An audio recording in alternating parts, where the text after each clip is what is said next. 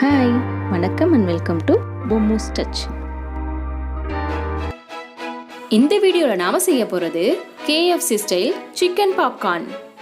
அதை எப்படி செய்யணும்னு பார்க்கலாம். அதுக்கு ஒரு பவுலில் சின்ன சின்ன பீசஸாக கட் பண்ண 1/4 கிலோ போன்லெஸ் சிக்கன் எடுத்துக்கோங்க. அதில் ஒரு 4 டீஸ்பூன் தயிர் ஊற்றிக்கோங்க.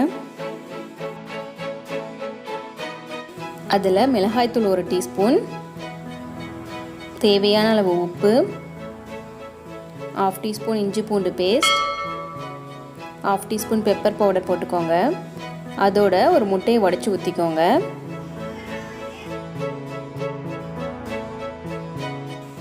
நம்ம போட்டிருக்க எக்கு மசாலாவும் சிக்கனை நல்லா கோட் ஆகிற மாதிரி மிக்ஸ் பண்ணிக்கோங்க. சிக்கனை நல்லா இந்த அளவுக்கு மிக்ஸ் பண்ணிக்கணும்.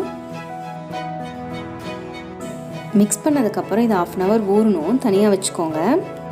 இப்போ ஒரு பிளேட்டில் 2 டீஸ்பூன் கார்ன்ஃப்ளவர், 2 டீஸ்பூன் மைதா,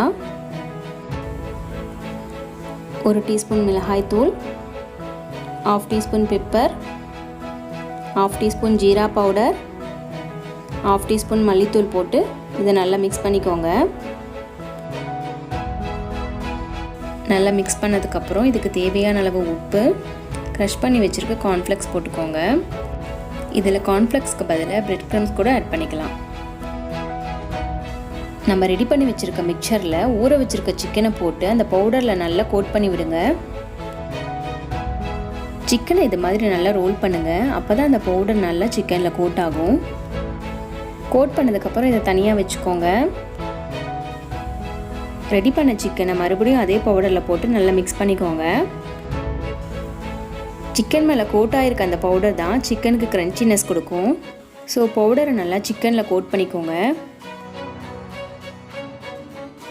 எண்ணெய் நல்லா சூடானதும் ரெடி பண்ணி வச்சுருக்க சிக்கன் அதில் போட்டு நல்லா ஃப்ரை பண்ணிக்கோங்க.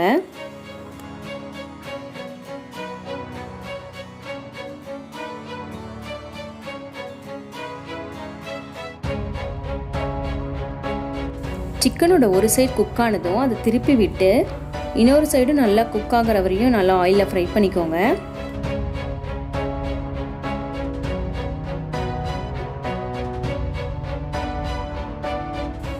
சிக்கன் நல்லா குக் ஆகிடுச்சு. இதை நம்ம ஆயிலிருந்து எடுத்துடலாம். இப்போ கிரன்ச்சியான KFC style chicken popcorn ready. இதை நீங்களும் ட்ரை பண்ணி பாருங்கள். ஃபீட்பேக்கை கமெண்ட்ஸில் சொல்லுங்கள். இந்த வீடியோ உங்களுக்கு பிடிச்சிருந்துன்னா லைக் பண்ணுங்கள், ஷேர் பண்ணுங்கள், சப்ஸ்கிரைப் பண்ணுங்கள், பெல் பட்டனை கிளிக் பண்ணுங்கள்.